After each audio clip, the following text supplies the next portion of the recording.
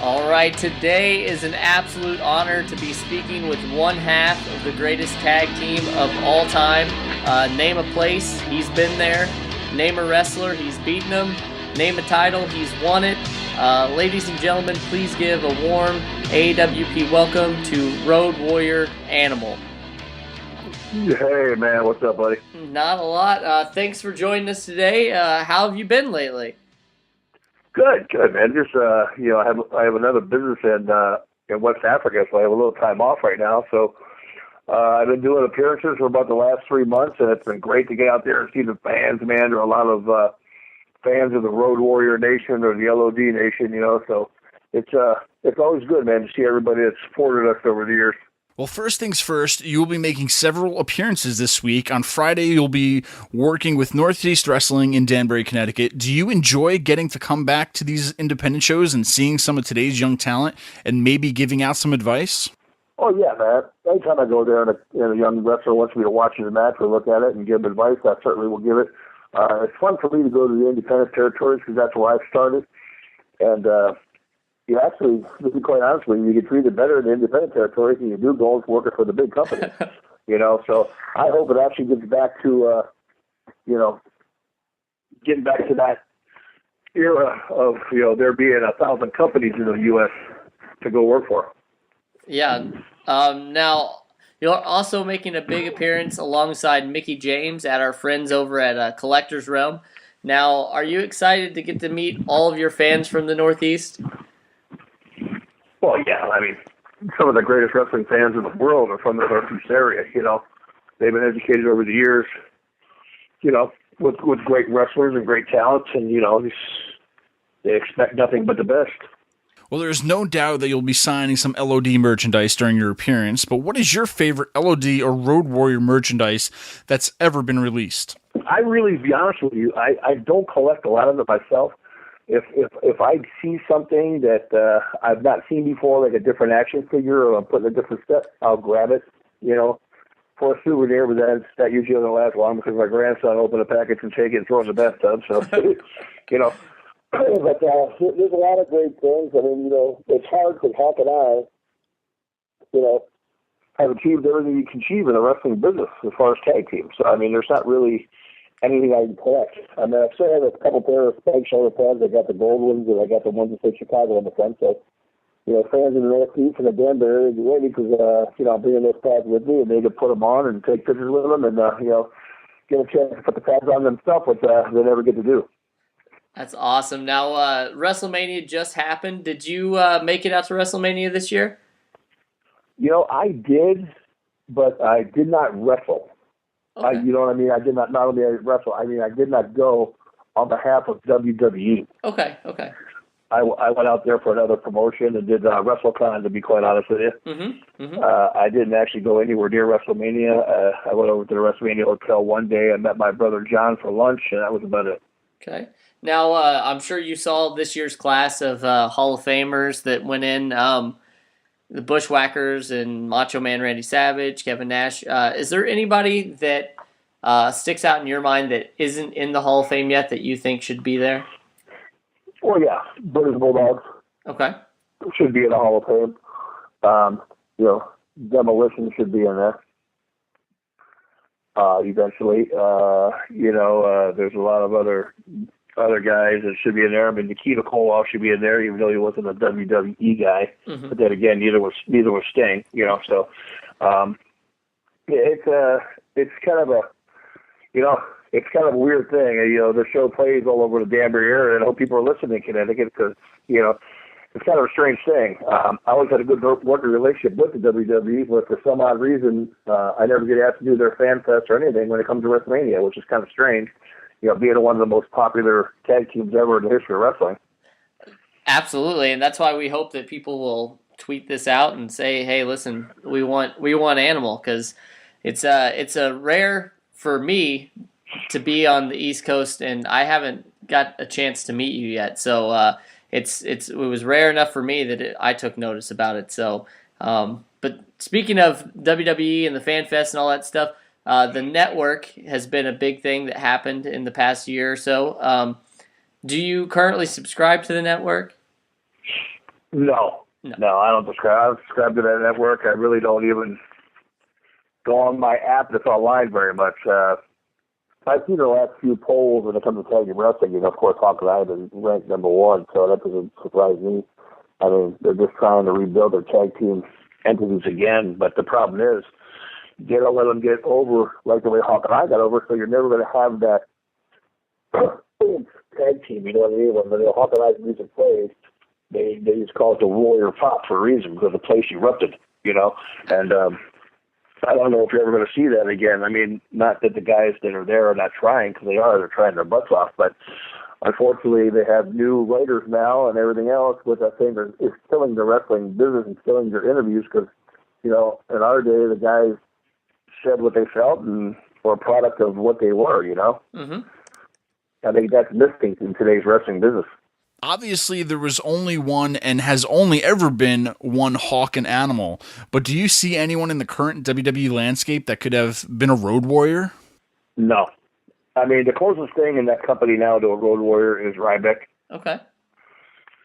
I think if Ryback had another tough partner, he could be a formidable tag team, but in their business today and the way the WWE model is, they beat everybody too much. I mean, they killed Dolph Ziggler, they killed Ryback, they just beat Rusev. So anybody that gets any power, they beat. Mm-hmm. And which is, you don't let anybody build up any steam. And now, as far as tag teams go, I think the Usos had a great chance because they're two great guys, but I think they've already killed them off. And I don't know, what's the tag team with Titus? Primetime Players. Yeah, Primetime Players. Well, I don't know if you watched Raw last night. They were wearing a kind of a mocking of a Hawk and Eye shoulder pads, you know, which is, I thought, was kind of stupid on their part. Yeah. Even though they weren't ripping on Hawk and Eye, they were trying to make a point to the Ascension. And the thing is that, you know, even the Ascension is already gotten beat. So what do they mean? They mean nothing. Yep. You know, it's a shame because in tag team wrestling, if you really want to get yourself popular and get yourself over, don't talk about the guys you can't touch. You can't touch Hawk and Eye, so don't even talk about it. Yeah. You know what I mean? Yep. I mean, that's the honest to God truth. I'm not being cocky. There's about 5 entities in the wrestling business you should not touch. You know, Bruno Sammartino, Hulk Hogan, Andre the Giant, Stone Cold, The Rock, and I think Yoke and Warrior is another one, and then maybe 6, you know, Hawk and Eye. Yep. You know what I mean? So, you know, don't even say anything negative about it, because in the eyes of the fans are never, ever going to buy it. No matter what you do, they're not going to buy into what they're saying. You know, they're going to say, "Oh gosh, you talked about the Road Warriors. Yeah, good luck." And you know, they blow it off. You know, so why even waste their breath? Unless they're going to do it in a positive light and say, "Hey, man, we got a goal. We want to be as good as the Road Warriors," then that's a different story. Yeah. Now, that's the way Hawk and I used to do it. You know, we wrestled Dusty Rhodes and Dick Murdoch, or the Funks or the Briscoes when we were first starting, or Stan Hansen and Brody, or Stanton Hansen and Harley Race.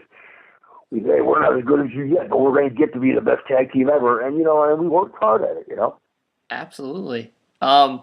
Speaking of that, like, I think that you guys were ahead of your time. You kind of mixed everything together to not only be a feared tag team, but also a highly entertaining team. Was it your idea to incorporate, like, the face paint and the shoulder pads?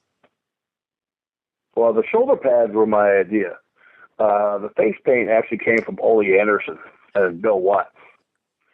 Ole was running Georgia Championship Wrestling at the time, and Bill Watts was running Mid-South down in Louisiana, and they got together, and they were doing business back and forth, and business was at an all-time low. The wrestling business was the lowest it's ever been, and they were looking to really put a stamp and change the business a little bit. And you're right, Hawk and I were, if Hawk were alive today and we were young, we would fit right in with today's wrestling. Oh, yeah. And we would dominate the scene like we did then. I mean, we were two physical specimens that were way ahead of our time. I mean, there's only 1 or 2 guys that can touch us physically that's in the company today. Did you ever think you would have been painting your face after all these years? Bro, it's been over 25 years and I'm still painting my face. But hey, that's a testament to the fans. I mean, evidently what we did, they liked. And now you can watch all our AWA matches, NWA, WCW, WWF, WWE matches on, you know, the network. it keeps Hawk and I relevant. Oh yeah. Now, like you just said, all the total package. Your entrance theme in WWE, "Oh What a Rush," it's regarded as one of the greatest themes of all time. What was your initial thoughts on coming to the ring to that music? Because I know that you had others in AWA and WCW and stuff, but the one in WWF really kind of took hold. And did you enjoy that theme? Well, yeah, I mean, we first came out, we were the first ones to use music probably as tag teams. We came out to Black Sabbath, Iron Man, and everybody knew that. And but then they wanted copyright costs. They wanted $10,000 every time we paid it, and we said, we are not doing that. No.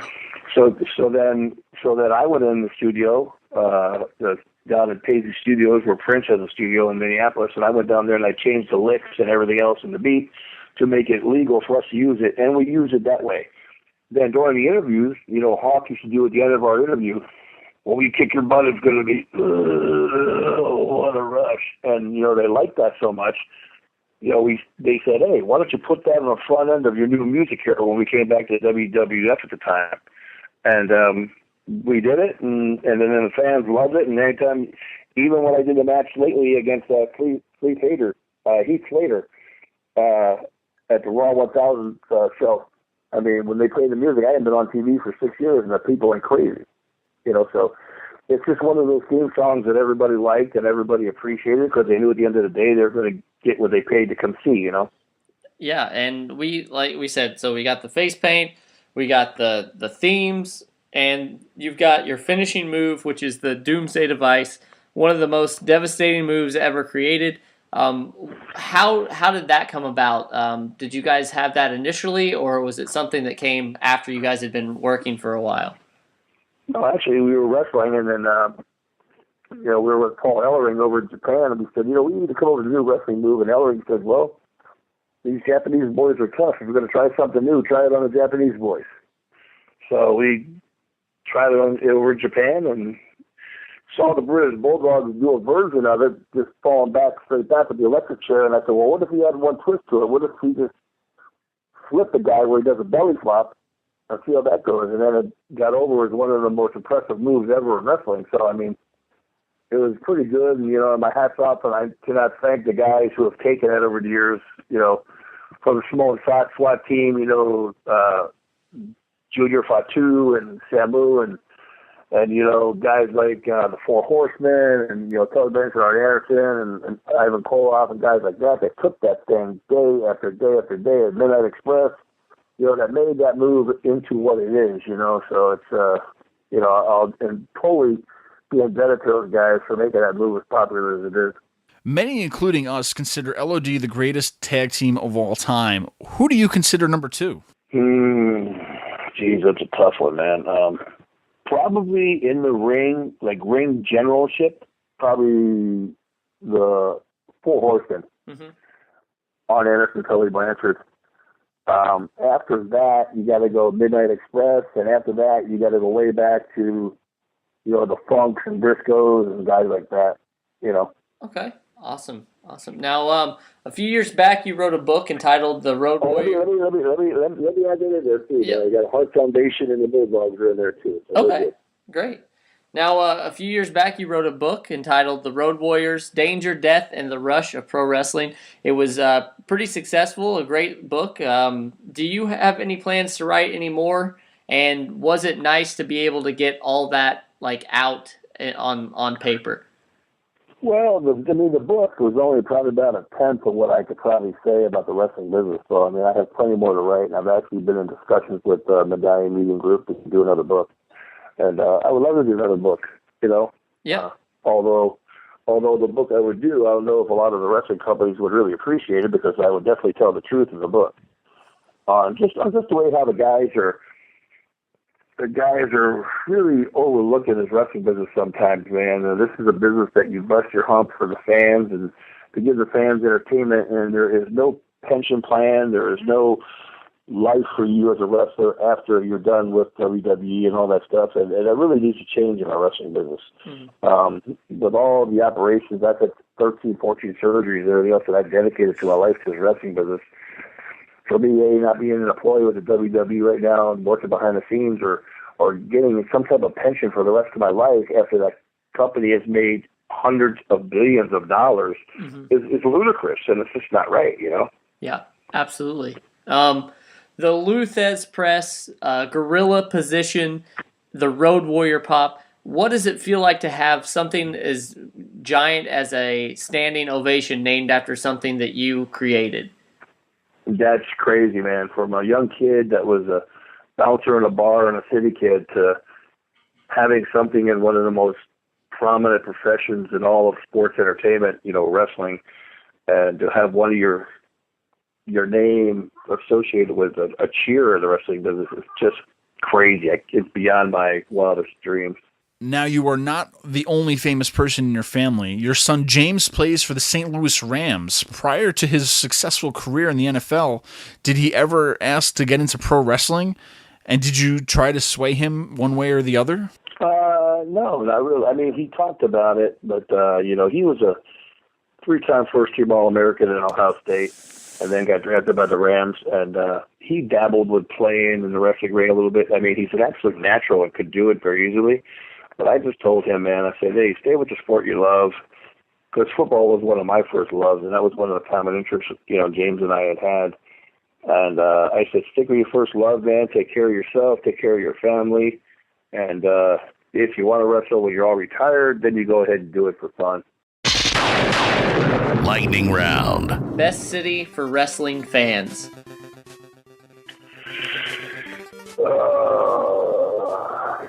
New York. Favorite NFL team? Well, I got to say the Rams. That's where my son plays. What are your thoughts on the movie The Road Warrior? It's where it all began for Hawk and I. A lot of our stuff we got, our ideas came off of that movie. Which wrestling trend is better, fanny packs or Zubaz? Oh, Zubaz, man. How you kidding? That's right. What are your hobbies outside of wrestling? Well, you know, I got 5 grandkids now, so that's one of my hobbies. I have a mining company that I'm associated with over in West Africa and Liberia, and I'm over there a lot. So, you know, I'm over there doing business half a year. So that keeps up a lot of my time. But other than that, you know, I'm a family guy. I love my family, and I try to see my kids and my grandkids as much as I can. There have been a lot of different warriors in wrestling. There were the Warlord, the Ultimate Warrior, the Dingo Warrior, the Road Warriors. I know you're a little biased, but who do you think the best warriors in wrestling have been? Well, I don't think it's even a question for me to answer. I mean, the fans will answer you that 100 out of 100 times, man. You know, often imitated, never duplicated. The Road Warriors, of course. Is there a place that fans can keep up with you these days? Do you have Twitter? Do you have any of that stuff? Yeah, man, I got a Twitter. I'm RW Animals, my Twitter, and, you know, they can private message me on Facebook and all that stuff if they want to. I take booking dates on my private message on Facebook, you know, my Joe Laurinaitis Facebook page and stuff like that. And, of course, you know, fans don't get upset with me because I can't friend a lot of you guys. I have 2 Facebook pages. The total we're maxed out at, you know, about 5,000 people each. So, but you can private message me and I'll answer you for it, you know, if you want to say hello or you want to book me anywhere. I do personal appearances. I do speaking engagements, whether it's in a wrestling place or, you know, youth football or high school football or, you know, even at a church, and then I do them. So, you know, I try to keep myself busy. Love to do Make-A-Wish and any of that stuff. So. Oh, that's great.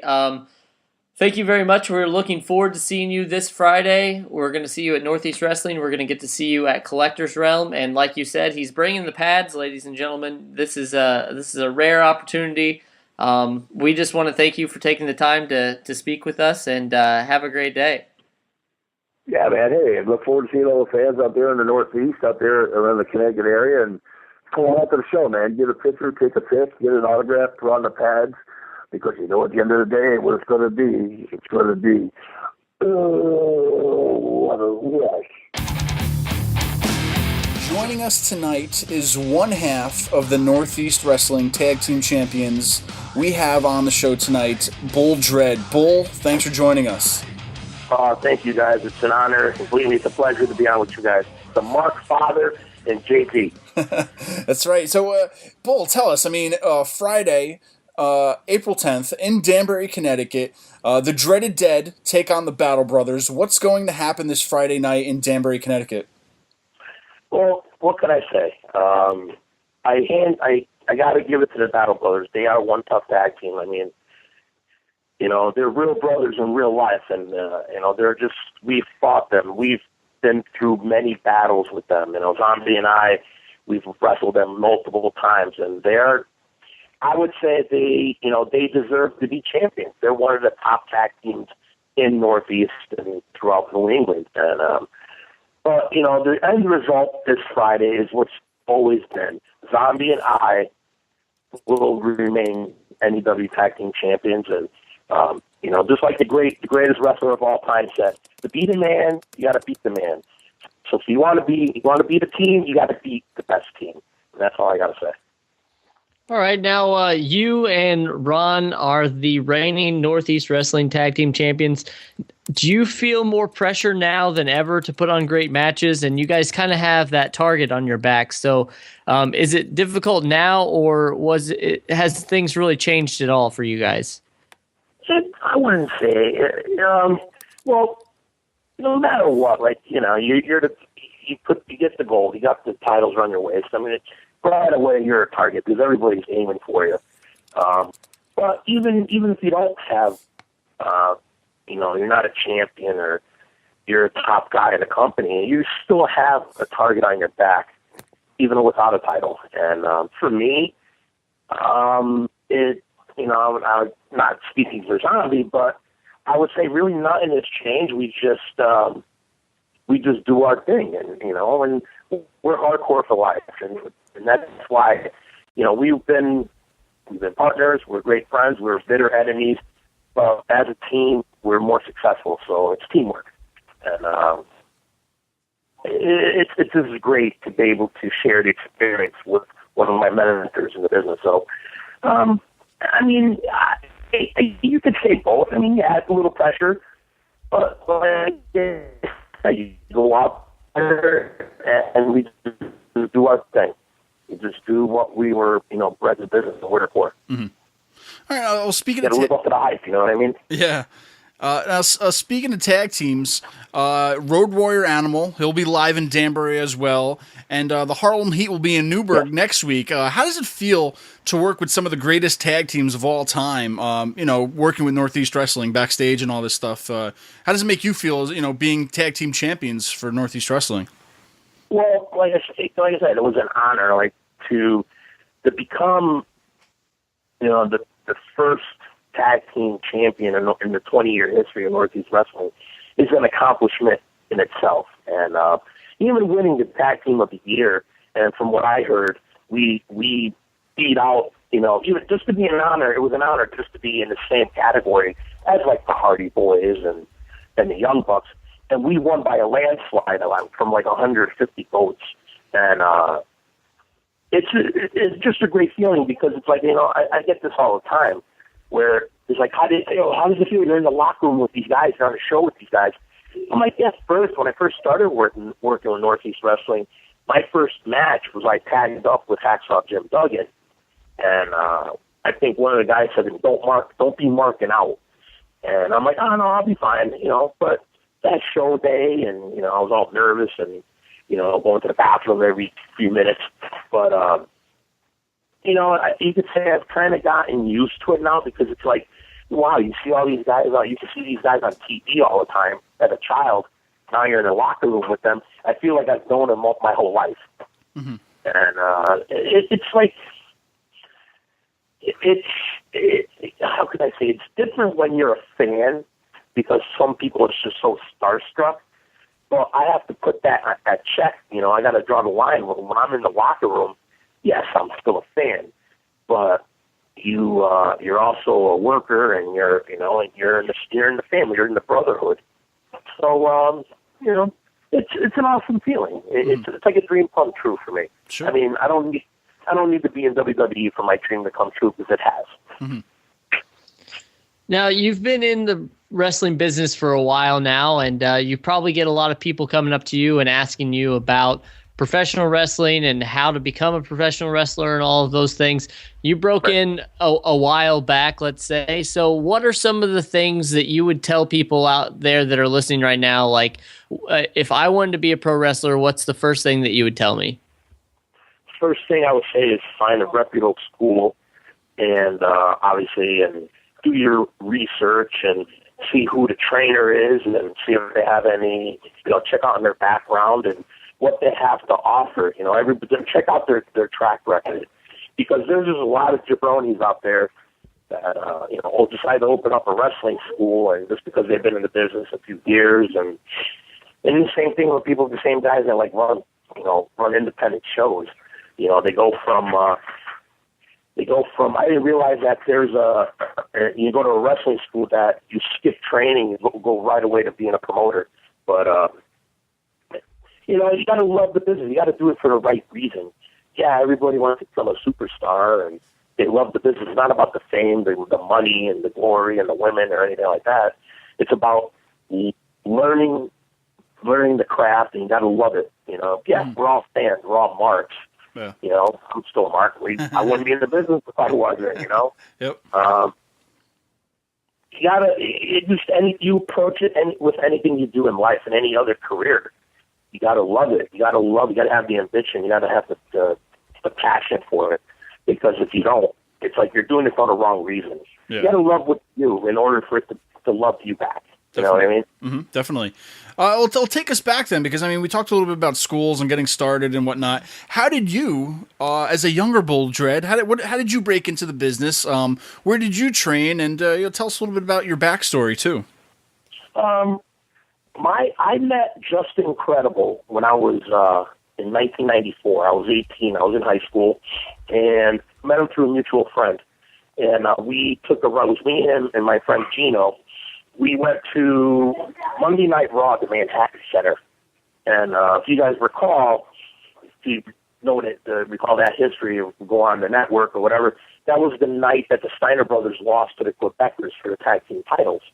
And I was front row for that. So I met Credible then, and I used to talk to him about, like, hey, we remained, whatever, here and there, we would talk. He even offered me to train me at the time. And like I said, my parents squashed that, like, right away.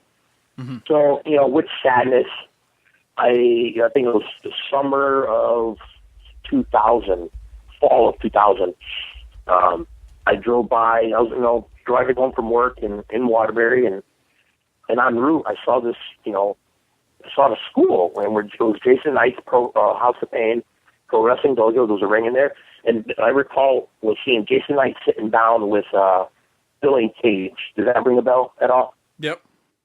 All right. So that was like a fall time, and I was like, wow, there's a wrestling school here.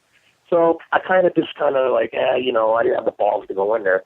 And luckily, there was a guy that I worked with who was working out at the gym, and Jason was happened to be working out at the same gym, and he was talking to him, and I guess they had a show coming up, and so I went with them to go over to the show, and I went up to Jason, and later on, I was like, I'm interested in joining the school. He goes, okay, come down. So I had the guy come with me again, and I didn't have the balls going by myself. Walked into the school, and I was like, Jason, I want to learn how to be a wrestler. And it was like maybe that week, the following week, I'm sorry, it was the New Year's, January 2001. It was like I don't remember what New Year's style, but it was like that Monday. And in 3 weeks, I had my first match. I mean, it sucked looking back at it, but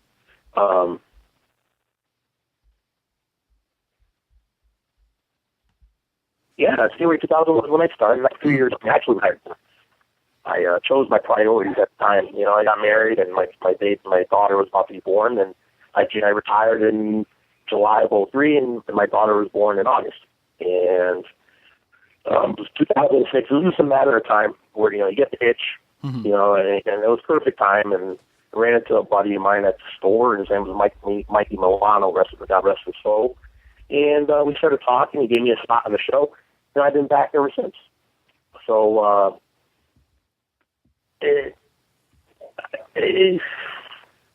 what can I say? I mean, Even though, like I said, I've retired for, like, walked away for 3 years, but once it's in your blood, it's always going to be there. Sure. You know? Mm-hmm. So, and now look where I am now.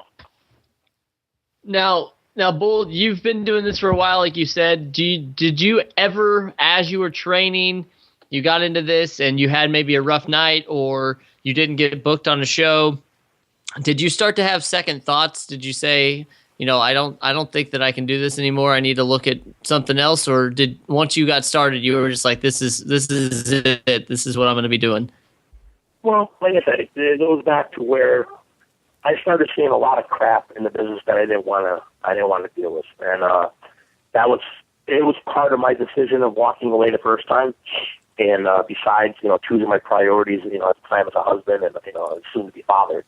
But like I said, the itch was always there. I actually hated the business for a while because of what I used to see and it's stuff that happened to me. And but once I came back, it started off hot. Me and one of my best friends, you guys know him right now as Joseph Von Schmidt, but at the time he was Pat Gunner.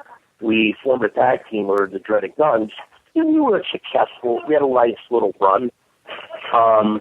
We ended up going separate ways, and he started doing the Von Schmidt character, the German character, and I was stuck. I'm not gonna say I was stuck, but I was still Bull Dredd, and I was like in limbo because I was lost. And we went through a lot of what kills the business is sometimes, and I'm sure you guys have had to deal with this, is the politics. Oh yeah. Yep. The friends, the people that stab each other in the back, and this and that. And that's unfortunately what happened to me. And Von Schmidt took it better than I did. He was there for me every day, and he helped me through it. And I had a breakdown. I had a nervous breakdown because of it. Because you get like good friends of yours that like turn their backs on you, and it messes you up. And I was on the verge of retirement, pretty much. I was like, I can't do this no more. And here comes Mike Lombardi, and he pretty much, I guess, gave me my one shot. And that was the night that I tagged with Duggan. And, you always say to yourself that, good things always come to those that wait. Mm-hmm. And I waited, and just when I was on the verge of just, like, jumping off the bridge, and I'm like, this is it. I don't mean, like, going to kill myself. I mean, like, walking away. Yeah. Mike Lombardi gave me that chance, and I've been there ever since. December of 2008 is when I tagged with Duggan, and I've been with the company ever since. Awesome. Now, Bull, let's talk a little about some recent topics. Wrestling today. Do you still watch it? Obviously, I mean, we're all marks. We all watch wrestling, everything. But I mean, do you like what's going on today? I mean, like, especially now with the whole WWE network. I mean, wrestling is pretty much 24 hours a day, 7 days a week now. I mean, you got, Raw on Monday, you got NXT on Wednesday, SmackDown Thursday. Oh, I'm sorry, Lucha Underground 2 on Wednesday. Then you got Impact on Friday. And it's like, do you think there's just too much wrestling these days? Or, I don't know, what are your thoughts on it? I mean... Well, you got to think about it. Like, when I was... See, how old are you guys? I'm 33. Okay, John, how old are you? I'm 31. All right, I'm going to be 40 this year, so I mean, 7 years, 8 years apart. But like if you can remember when I was 10, 11, we had world class AWA, NWA, then you had WWF, and I remember even on the local channel, there used to be some independent company. I used to wake up on Saturday mornings like 6 o'clock to watch it. But wrestling then is nowhere to what it is now. And obviously, people will say the internet is what ruined business today. It helps the wrestling business, but at the same time, it's ruined it. Social media and stuff like that. I'll watch Raw. Does it interest me? Not a bit. I mean, I'll watch the promos, and I like some of the stuff they do. I'm not against the workers because I can't work like that. Mm-hmm. I mean, But, obviously you got a lot of the independence that's going on. But then you got good independent wrestling, and you got bad independent wrestling. But what's ruining business, I feel, is what the social media and guys that form opinions that have never been in the ring before. The trolls out there, we call them. They'll put everything down, and they kind of put the stuff down that we love because we love talking about it. But then you get people that just want to cause an argument and cause trouble and just ruin it for everybody else. Oh, believe me, I think if you've paid attention in the past, a lot of my Facebook posts, I'm very out there and very honest with my opinion about what I see with Rollins business. And what it is that I let all these people that run their mouths and their opinions get to me really bad. So I stoop to their level, and I've had to learn to not pay attention to that. And I'm in a much better place because of that. Because if what they said was true, I wouldn't be talking to you right now as one half of the NEW Tag Team Champions. You know what I mean? Mm-hmm. Yep. But I mean, there's some wrestling I enjoy. Some of it I just can't stand because the form. I'm not going to say wrestling is dead. Wrestling is entertainment, but I don't like it when people say, we need to bring wrestling back. Who said that? Who said that wrestling has gone away? Yeah. Wrestling is supposed to be entertainment for people, not guys out there trying to kill each other, to one up each other. They need to be in there telling a story, and that's what people don't understand about WWE. It's even though they're short matches and sometimes they look like the fans are arguing, they don't know what the hell they're doing. WWE's telling a story. They're entertaining the people. And that's what they're doing. Mm-hmm. A lot of these independent guys, they're just putting on a show for the hell of it because they just want to see two guys whip each other's ass. You know what I mean? Yep. It's spot fest, in other words. Sure. Now, Bull, we just kind of brought up the WWE Network, but let's just pretend for a second that there's a Bull Dredd network, and you've been wrestling for quite a while. What is the number one match that you would want all of the people that subscribe to the Bull Dredd network to watch? The HTA network. The HTA network. The HTA network. Oh man. Trust me, I've never claimed to be a great worker, or I don't have a six pack, or I'm a high flyer or anything. But no, not yet. My little one is asking me something. So that's a hard question. I would say one of my best singles matches that I've had recently was me against Brian Anthony. At the not WrestleFest, but it was back in March, maybe? No, not March. It was back in October. I don't know if you guys were there for that. There's a good chance we were. Yep. It was me. It was the Hardys versus the Young Bucks that night. Yes. Yeah, I would say it was me versus Brian Anthony. I mean, even though Brian beat me, our match, I think, went 15 minutes. In the first 10 minutes, we were outside brawling before the bell even rang. So I think that brought out the aspect of my style and what the way I work and what I am, and what Bull Dredd is. You don't need to win a match to be entertaining and be over. So I would say that would be one of my top matches that I've had probably within the last 4 or 5 years. All right, now I have many. I just don't know. I could put up multiple ones up there. Me tagging with Kevin Nash, while I was a mystery partner for CPWE. That's a top match. There you go. Yeah. Yeah, definitely. Now, Bull, we talked a little bit about your the past. Let's go even further to the past, if you will. Who are some of your heroes growing up? I mean, I know everybody loved Hogan and this and that, but I mean, was there somebody else that maybe stood out that that you looked up to, that you kind of I want to be this guy, I want to be this wrestler when I grow up? Was there anybody else like that? Woo! Does that answer your question? Listen, I was a big fan of the Horsemen, and Ric Flair to me was my idol. He's the main. There's two people two people are the reasons why I got into wrestling. And when I met Flair, I said to him, I was like, I always get yelled at by my mom and certain people, like, why'd you get into wrestling? I was like, well, there's two people you need to blame, my dad and Ric Flair. And I said that to him, and he was like, I appreciate that. But, Ric Flair, the Horsemen, I would say, were the top reasons of why I got into business. I'm a huge fan of Arn Anderson, Tully Blanchard.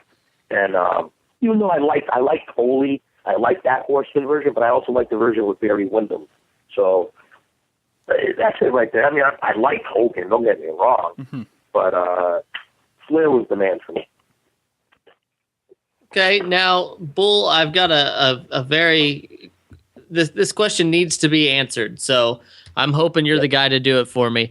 There's been a lot of Bulls in wrestling. There's been Johnny the Bull Stamboli, Raging Bull Manny Fernandez, El Torito, Bull Buchanan, and Bull Dredd. Out of all of those, who do you think is the greatest Bull in sports entertainment history? Manny Fernandez. You're not even gonna say Bull Dredd? Well, he's the veteran. He's old school. So it's like saying you're putting me and Zombie, who's the greatest hardcore icon ever in Connecticut. I'm not gonna say myself. I'm gonna say Ron Zombie. Well, I'm gonna go out there. I'm going out on the limb. I'm going to say it. I'm going to say the greatest Bull in professional wrestling is Bull Dredd. So if you won't say it, I will. If you say it, then I agree with you. So, you know what I mean? I'm just not going to be there to toot my own horn, you know what I mean? Because then be like, this is fat Italian. What does he think he is, Sure. Hey, that's what we're here for. Yeah. Now, Bull... I'm sorry. No, go ahead. Just like what we were saying before. I've never called myself the hardcore icon. Yeah, I did the little gimmick, when I was me and Zombie feuding. The fans called me that, and it's amazing. You know what I mean? Sure. Now, a lot of people don't get to see what happens backstage or in the locker room. Now, do you have any famous or not famous or memorable stories of something that might have happened in the back? Yeah. Yeah. That yeah. you could share with the audience tonight? I'm gonna go back to when I started with Northeast Wrestling. Like I said, I had my match with tag with Duggan. Went upstairs. The boss came up to me and he was like, March 28th. I don't remember the date. It's 20th and you're on. I'm like, oh, okay, cool. I looked at the card. I was like, oh, Duggan, Big Daddy V. I forgot who else was on the show. Velvet Sky, I believe. So I ended up tagging with Duggan again that night. Now, they already had WrestleFest announced, and they had Kurt Adonis's retirement dinner, which was the night before. That was the week later. So, I was still kind of new to the company. I asked the boss, I was like, I know I work for a company. Would I be able to come and help out? He goes, yeah, of course, whatever. So we did the dinner. The next day, I dressed up, got on in the back, actually helped out Ric Flair's autograph signing. That's how I met Flair. When I walked with him to the bathroom when he had to go take a piss. But, Kurt said, listen, just because you're part of the company, don't be mad that you don't get to work and wrestle every show. It's just the way it is. So I understood, and I just stayed humble about it. So, like I said, the show went on. There was 2,000 people, I think, at Nash, Flair. I don't remember who else. I think Paul London was on the show. So I was saying to myself, I hope this is my only chance to ever, meet Flair or wrestle in front of him. So the night was done. The weekend was over. I went to the gym. I think it was not Monday. I think it was Tuesday. And I go to the gym. I come outside. I look at my phone, and I had a couple missed calls and a message. So I go listen to the message, and it was the boss, and said, what I mean by the boss at the time was Mike's brother. He used to do help him with the booking and stuff, I guess, or he used to be his right-hand man. And he calls me, and he goes, I got some dates for you. Are you available to write them down? I'm like, yeah, no problem. He shot me 3 or 4 dates, and I ended up touring with the company. So I'm looking at the card, and it was 2 weeks later, and it was a Pennsylvania show. and that was a Saturday. The following week, it was 2 shows back-to-back with Ric Flair. Friday was in Newburgh, and Saturday was in Rockland. Rumble in Rockland, that's what it was. And both shows had Flair. Jerry Lawler was on one. He was on both. Jimmy Hart. Mick Foley was there, too. So that Friday night, I was an 8-man tag. It was me, Man Scout, Caleb Conley, and myself. I'm sorry, I'm wrong. Myself, Conley, Robbie E at the time, and myself. And it was versus Reed Flair, The Now, and Frankie Arion. So that match went over well. The crowd loved it. We got to the back. Ric Flair pulled us all in the room, went through each and one of us, and pinpointed, critiqued everything that we did. He looked at me and he goes, "Big man, I love it when you bump and feed." I was like, "Oh, thank you," And I was like, "Wow." So he was showing guys how to lock up, and I was there locking up with Jerry Lawler because he was, there in the conversation too. Mind you, Jerry Lawler, Ron Simmons, I think Foley was there too, and Flair were watching the monitor in the back during our match. So that was Friday. So I was like, "Oh wow, Flair just put me over." Saturday we had a 6-man tag, and it was me, Conley, and Man Scout versus The Now and Frankie Arion. Match went over well. Down to the back, Flair did the same thing, pulled us in a room. He went through everybody, critiqued them, didn't say a word to me. So now I'm kind of nervous. Everybody walked away, conversation's over. He went to the bathroom, and I waited for him. He came out, I was like, "Rick, I got to ask you something." He's like, "You didn't say anything to me." This were his exact words, and mind you, Kurt Adonis was right there, and he would vouch for me. He says, "Brother," he goes, "no, everything you did was great." I was like, "I'm surprised. If I had anything bad to say, I would tell you. I'm surprised that Mike don't use you better." I was like, I'm standing there like in awe. Like, I just got put over by Ric Flair. Now, when I tell people I got put over by Flair, they think, "Oh, you wrestled him?" I go, "No, he put me over."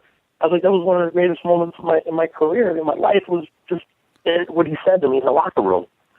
And at that time, and all the political crap that was going on in my life, and everybody that stabbed me in the back, it was a big FU to them. Because I just got put over by a great man. So it was almost like your career came full circle. I mean, you idolized him, you grew up watching him, and now he's backstage talking to you, saying, putting you over, saying, how you did. So that had to feel really great. Yeah. I think both of you guys were at this show in the Mid-Hudson Civic Center. It was me and one of the guys from Virginia. I forgot his name. Versus Adam Page and Diablo Santiago. Yeah. I think you guys were on a row for that match, right? Yeah. Yep. Okay. I'll make this quick.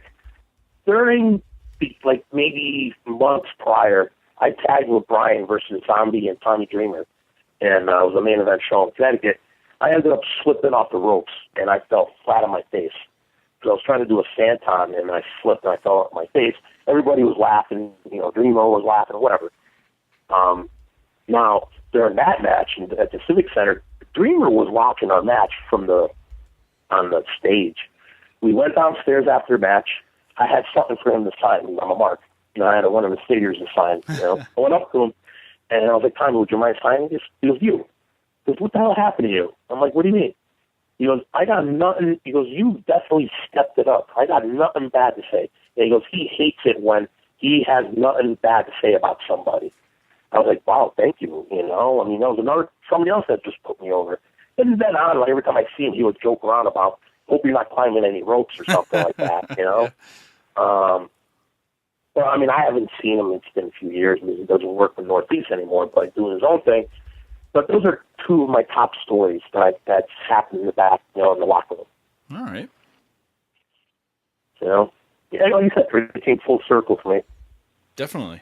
Now, Bull, fans of yours that follow you on Facebook may get to see something that I've grown accustomed to seeing, and it's something that tickles me every time I see it. But you're an Italian, correct? Yes. Okay. First generation born here.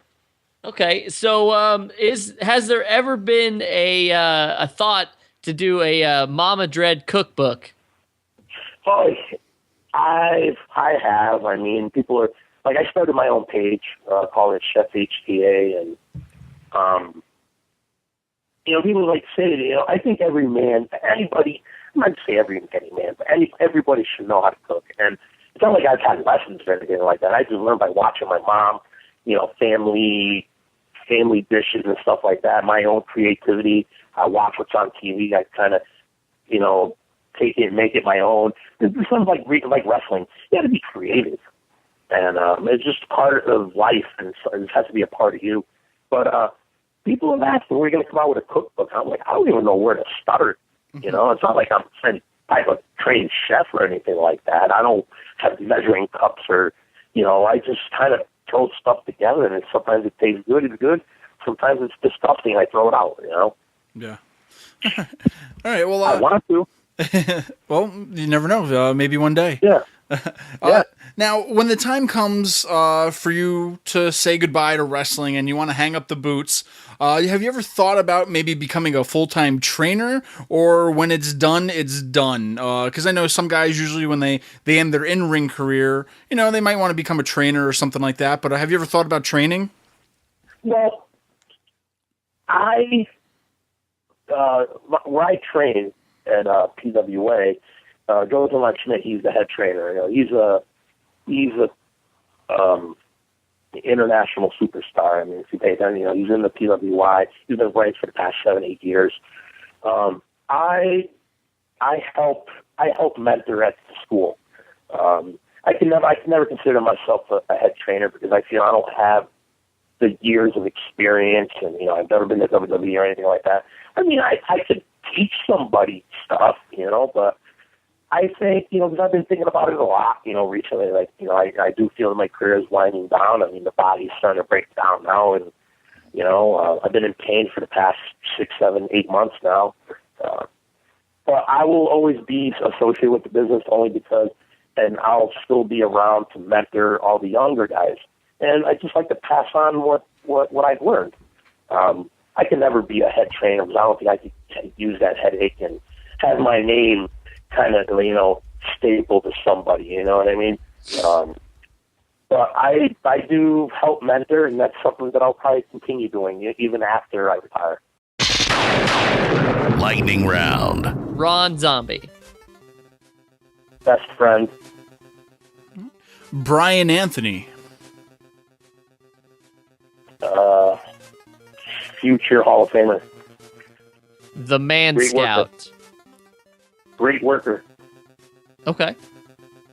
Velvet Sky.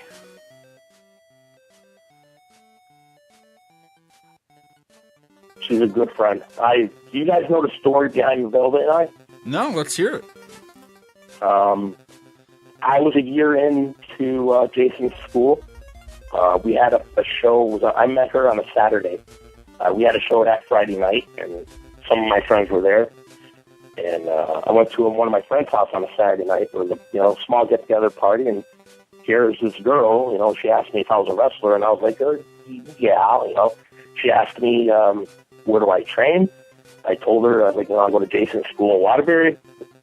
I think maybe the following couple of weeks later, and she was at the next show. I saw her. She was front row. And a month later, or right soon after that, she was training, and she went on to become Talia Madison, and you guys know her as Velvet Sky. Oh, wow. And she always credit to I helped her, helped her get into the business. I'm not gonna say I helped her. I'm gonna say I guided her to where I was going. Awesome. Okay, so your thoughts on Randy Shawn? Big mouth. Matt Taven. Future Hall of Famer. The Battle Brothers. The next Demolition. Hulk Hogan. Overrated. Ric Flair. The man. We barely scraped the surface with you tonight. I'm looking forward to future shows with you, but for all the fans listening out there, in case they're in the social media universe, where can they find you on Facebook, Twitter, or anywhere? Where can the fans keep up with you? I'm on Facebook, Bull Dredd. I'm on Twitter. I mean, I do use it occasionally, but I'm on it at Bull Dredd. I'm on Instagram also, Bull Dredd. And is there anything else that I'm missing? There's Instagram, Twitter, and Facebook. There you go. I have a MySpace, but yeah, I'm very active on social media, especially Facebook. It's helped me become, reached. I made fans in Italy and all over the place. So it's amazing. Facebook is addicting. It's good, but it also could be bad for you. But it's helped me become who I am right now. It's nice to be able to reach out. I've made so many friends. Sure. Yeah. Well, Bull Dredd, we can't thank you enough for joining us tonight. Don't forget, guys, this Friday night, April 10th, in Danbury, Connecticut, Dreaded Dead will be taking on the Battle Brothers for the Northeast Wrestling Championship, Tag Team Championships. Don't miss it, guys. Head on over to northeastwrestling.com. Pick up your tickets today, or just go to the show. We'll see you in Danbury. Yeah, go to the door, walk up. I think that we've forgotten something here. Dreaded Dead is a great tag team, but, Bull, once you get a taste of me and Steve Credo here, I think that somewhere down the line there's got to be a match. Listen, all I got to say, just like The Rock, his famous words were, and you know what I'm talking about, just bring it.